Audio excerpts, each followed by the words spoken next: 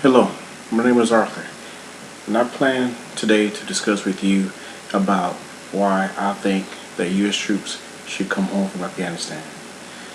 Because since 2001, there's been a strong presence of U.S. military members involved in this country, and I think this has gone on way, should I say, far too long. This war has caused way too much suffering. And what I mean by suffering is deaths of our servicemen and women, which in turn has left a lot of kids and children without their fathers and mothers, and even as far as a lot of parents, their sons and daughters, they're no longer with us. Don't get me wrong, these troops are patriots who will give their lives for the country. That's their patriotic duty. That is what we do as the greatest military on earth. We will lay down our lives for this great nation. Hopefully today I'll give you some facts about why I feel so strongly about these brave women and men and coming home to their families. And to achieve this purpose, I will talk to you about the insider threats that our troops are dealing with. The number of troops that are due to come home at the end of 2014, and the number of troops that have lost their lives, and the terrorist factions that have claimed responsibility for these cowardly insider attacks on our soldiers, sailors, airmen, and Marines. The first topic we'll cover is why this troop should come home.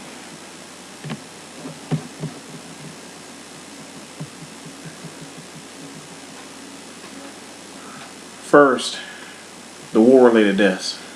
According to the Seattle and New York Times, the U.S. Department of Defense reported over 2,000 plus members that have died in combat-related deaths.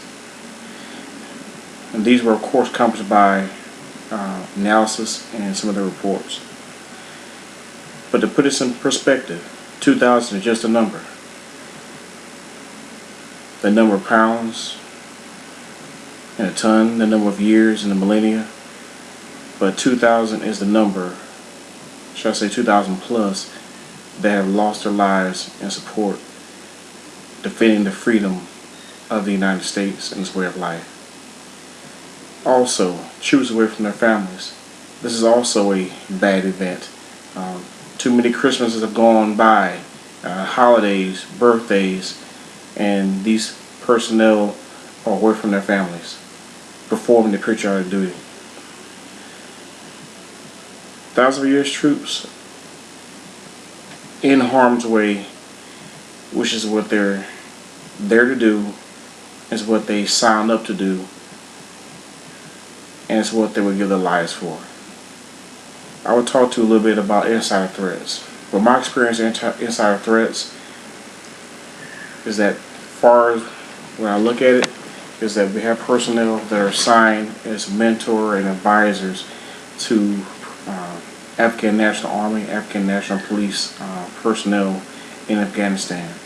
This mission is to help build the infrastructure from within by teaming U.S. troops with similar logistics backgrounds or administrative backgrounds and giving military advice and things like that, of that nature, to Afghan personnel to help build these personnel up to stand on their own 2 feet one day. But in the same instance, while they're doing this, there are people that have a bad motive, which is to bring down NATO members and also U.S. members as well. And by doing this, they perform these cowardly acts of, you have this rapport with a person, for example, but you just don't know one day that this person could turn on you and shoot you in your back. But these are the kind of threats that our personnel are facing. Not just from a known enemy of the Taliban or Al Qaeda, but a person that you've been teamed with to mentor, advise, that could have been corrupted by the Taliban or Al Qaeda. Just a couple of facts is that over 53 such attacks concerning we call insider threats, have occurred over the past 2 years, as reported by Canadian press. Another thing I could talk about is keeping the Taliban out of Afghanistan. Poses a good question. Keeping the Taliban in Afghanistan is worth the cost of lives of U.S. troops. But as we all know, if not for the cowardly attack on the World Trade Center and the death of many civilian personnel, it caused the U.S. to rush to action and to eliminate terrorism wherever it may be or persist. So I would say yes, it's our duty. It's the United States' duty to combat terrorism. The attack that caught many personnel as Americans off guard was this attack on the World Trade Center. And to avenge this loss of innocent personnel, it thrust the American people as a whole into this combative lifestyle. In countries in the Middle East, year in, year out, from their times they were small kids, they witness this all the time as far as death and brutality and things of that nature. So this is new to the American public. So beyond the duty of this happening as far as personnel coming home is what I stand behind. According to Michael Baumgartner, who was previously a civilian contractor there that was employed in Afghanistan, who is now running for a U.S. Senate seat, he says the Afghans that are poor, they're basically poor in a remote location, they're uneducated, and they are extremely close to Pakistan's ungoverned tribal areas for the actual war effort to succeed. And again, firsthand, I've seen this and been on the ground in Afghanistan, and could see the fear in a lot of these Afghan army personnel of the day that the U.S. leaves Afghanistan. They're really concerned about the Taliban coming back. But hopefully the U.S. has not wasted the time and effort, and they have built this personnel and strengthened the infrastructure to where they can fight the wrong battles. When the U.S. leaves, and which should be the end of 2014, they can actually stand in, defend their country, and take up arms against this Taliban, and to keep terrorism out of this country.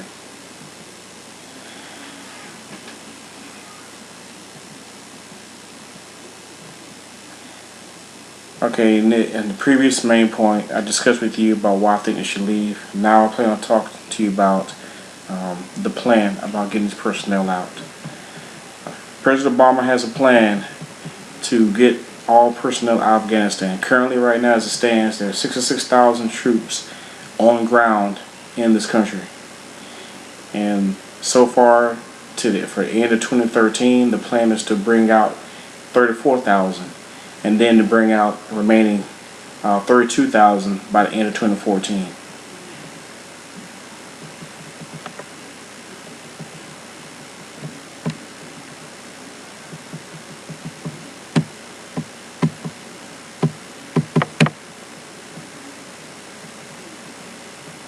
And according to President Obama in the State of the Union address, he says, after a decade of grinding war, our brave men and women in uniform are finally coming home. And this, I know, will be a blessing for a lot of families who have military members that are either serving or have served or have died for this great country. The plan also, to make this a reality, the Afghans have to take the lead on all fronts. By meaning equipment training is the key to not falling back into Al-Qaeda and Taliban's hands. And like I said, personally, I've seen and been in country and have been in this position of help try to build up this infrastructure. And I see there's a lot of hesitation with the Afghans taking this lead. They're so used to the U.S. being there, doing everything basically for them, But the more the U.S. actually pulls back and let these guys take control of their own operations will be when all American personnel can depart this country. In the second point, I talked to you about the number of troops that are due to leave Afghanistan. Next, we'll talk about, should I say, the bigger picture. Terrorism is a bad thing. It's something that is rampant and is there around the world. But it takes every person from military down to a civilian that can combat terrorism, because it can hit any of us. For example, the World Trade Center, it wasn't an attack on military personnel, it was an attack on civilians. Because not only was the World Trade Center hit, but also was the Pentagon, home to a lot of military personnel. So it was almost a twofold strategy: a strike at America, in the public through the Pentagon, the heads of the Department of Defense, and also civilians who practice trade every day. So it was two things that were happening in this occasion. So it tells you right now that the military are not the only target, they are talking to civilians. So that's why it's important for all personnel to be aware and to keep an open mind that terrorism does exist and it could be in your backyard. Another example would be the Boston bombing that happened at the marathon 2 weeks ago. Another example of cowardly acts of terrorism striking at civilians. Does that mean that someone should be afraid to go to the supermarket or to the movies? No, it should not, because America was built upon freedom and it should stay that way. Terrorism is something that does not or should not exist, but it does exist because there's people out there who do not agree with what we do. A free America, or a democracy. In conclusion, as Americans, it's our duty, our sworn duty, to support these brave soldiers, air, Marines, and sailors who defend the right for our country to be free and continue to uphold democracy. I want those people who have been abroad in harm's way, and I will do it again because I believe in freedom and a just America, where my wife and kids can leave home without being afraid of any kind of terrorist threat. Support your military personnel. Even the public opinion says otherwise, but these personnel have a job to do, and we should support them in every way. The worst thing would be for a U.S. troop in harm's way and combat under fire, thinking that someone back home is not going to support what they're doing. So that's why it's very important that we stand behind these guys, and should I say women, and support the day they leave this country and can be back in the arms of their family. I hope this has provided a little insight into what the U.S. troops and to come home to their families. And to make this happen, it needs every one of us to take action to support the plan to bring our people home. Ladies and gentlemen, this concludes my speech. Are there any questions? Thank you.